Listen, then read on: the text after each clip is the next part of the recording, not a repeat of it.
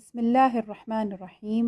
الحمد لله رب العالمين، والصلاة والسلام على رسول الله صلى الله عليه وسلم وآله وصحبه أجمعين۔ کتاب ہے شرح مسند امام اعظم رحمۃ اللہ تعالی علیہ، صفحہ نمبر 236۔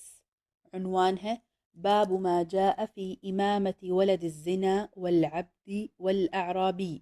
ولد زنا، غلام اور دیہاتی کی امامت کا بیان۔ حدیث نمبر 130۔ حماد عن أبيه عن إبراهيم قال يؤم القوم ولد الزنا والعبد والأعرابي إذا قرأ القرآن۔ حضرت ابراہیم سے مروی ہے، فرماتے ہیں کہ ولد الزنا، غلام اور دیہاتی جب قرآن پڑھ سکتے ہوں تو امامت کروا سکتے ہیں۔ حدیث کی شرح یعنی ولد الزنا کی امامت درست ہے اور غلام کی بھی جائز، یعنی جو مملوک ہے، اور غلام اکثر جاہل ہوتے ہیں لیکن جاہل امامت نہیں کرا سکتا، جیسا کہ آگے اسی حدیث میں نبی اکرم صلی اللہ علیہ وسلم نے علم کی قید لگائی ہے۔ اور اعرابی کی امامت بھی جائز ہے۔ ان کے بارے میں اللہ تعالیٰ کا فرمان ہے کہ بسم اللہ الرحمن الرحیم الاعراب اشد کفرا ونفاقا واجدر الا يعلموا حدود ما انزل اللہ علی رسولہ واللہ علیم حکیم۔ سورۃ التوبہ آیت نمبر 97۔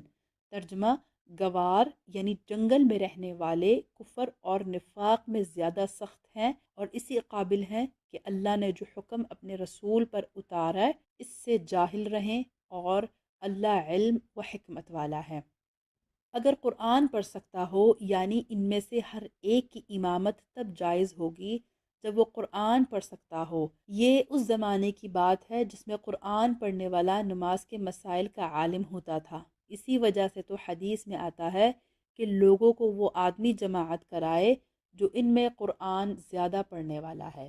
بعض علماء نے ان تینوں کی امامت کو مکروہ قرار دیا ہے کیونکہ ان میں قراءت و سنت سے اکثر جاہل ہوتے ہیں، لیکن جب معلوم ہو جائے کہ یہ اہل علم ہیں تو بلا شبہ ان کی اقتداء جائز ہے، یعنی یہ امامت کرا سکتے ہیں۔ بلکہ بسا اوقات ایسے آدمی عام لوگوں سے زیادہ فقیہ ہوتے ہیں۔ اسی وجہ سے نبی اکرم صلی اللہ علیہ وسلم جب بعض غزوات کے لیے مدینہ سے نکلتے تو آپ نے حضرت عبداللہ بن ام مکتوم رضی اللہ عنہ کو مقرر کیا کہ لوگوں کو نماز پڑھائیں۔ حالانکہ آپ نبینا تھے، بے شک نابینے کی امامت جبکہ اس سے زیادہ جاننے والے ہوں مکروہ ہے، لیکن نبی اکرم صلی اللہ علیہ وسلم اس لیے مقرر کیا جو صحابہ پیچھے رہ گئے تھے، ان میں سے زیادہ علم والے حضرت عبداللہ بن ام مکتوم تھے۔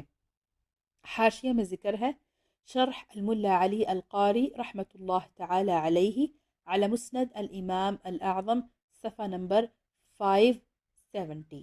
یہ کتاب PATF اسلامک انفو کی جانب سے پیش کی جا رہی ہے۔ فقہی مسائل۔ امامت کا زیادہ حقدار کون ہے؟ سب سے زیادہ مستحق امامت وہ شخص ہے جو نماز و طہارت کے احکام کو سب سے زیادہ جانتا ہو، اگرچہ باقی علوم میں پوری دستگاہ یعنی مہارت نہ رکھتا ہو، بشرط یہ کہ اتنا قرآن یاد ہو کہ بطور مسنون پڑھے اور صحیح پڑھتا ہو، یعنی حروف مخارج سے ادا کرتا ہو اور مذہب کے کچھ خرابی نہ رکھتا ہو، اور فواحش یعنی بے حیائیوں اور ایسے کاموں سے بچتا ہو جو مروت کے خلاف ہیں۔ اس کے بعد وہ شخص جو تجوید یعنی قراءت کا زیادہ علم رکھتا ہو اور اس کے موافق ادا کرتا ہو۔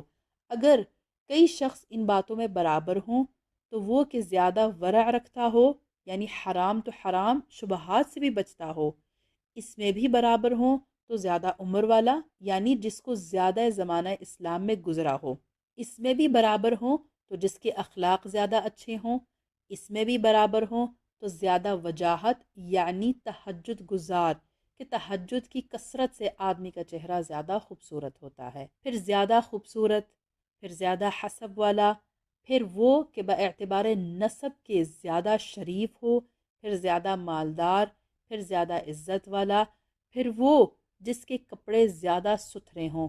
غرض چند شخص برابر کے ہوں تو ان میں جو شرعی ترجیح رکھتا ہو امامت کا وہ زیادہ حقدار ہے، اور اگر ترجیح نہ ہو تو قرعہ ڈالا جائے، جس کے نام کا قرعہ نکلے وہ امامت کرے، یا ان میں سے جماعت جس کو منتخب کرے وہ امام ہو، اور جماعت میں اختلاف ہو تو جس طرف زیادہ لوگ ہوں وہ امام ہوں، اور اگر جماعت نے غیر اولا کو امام بنایا تو برا کیا مگر گنہگار نہ ہوئے۔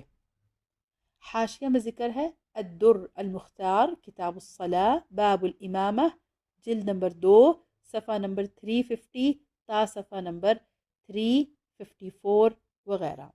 مسئلہ غلام دہقانی، اس سے مراد دیہات کا رہنے والا نہیں بلکہ جاہل مراد ہے، چاہے وہ شہری ہی کیوں نہ ہو۔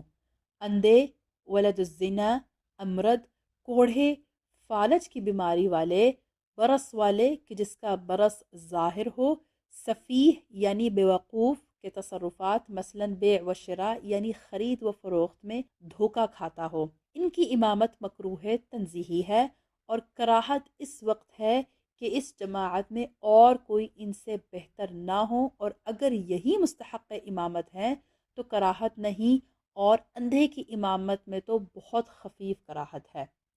مسئلہ عورت، خنثی، نابالغ لڑکے کی اقتداء مرد بالغ کسی نماز میں نہیں کر سکتا، یہاں تک کہ نماز جنازہ و تراویح و نوافل میں، اور مرد بالغ ان سب کا امام ہو سکتا ہے، مگر عورت بھی اس کی مقتدی ہو تو امامت عورت کی نیت کرے، سوائے جمعہ و عیدین کہ ان میں اگرچہ امام نے امامت عورت کی نیت نہ کی اقتداء کر سکتی ہے، اور عورت و خنثی عورت کے امام ہو سکتے ہیں، مگر عورت کو مطلقاً امام ہونا مکروہ تحریمی ہے۔ فرائض ہوں یا نوافل، پھر بھی عورت عورتوں کی امامت کرے تو امام آگے نہ ہو بلکہ بیچ میں کھڑی ہو، اور آگے ہو گئی جب بھی نماز فاسد نہ ہوگی، اور خنثی کے لیے شرط یہ ہے کہ سب سے آگے ہو ورنہ نماز ہوگی ہی نہیں، خنثی کا بھی امام نہیں ہو سکتا۔ آپ دیکھ رہے ہیں PATF Islamic info YouTube channel. مزید اسلامک ویڈیوز کے لیے ہمارا چینل سبسکرائب کریں۔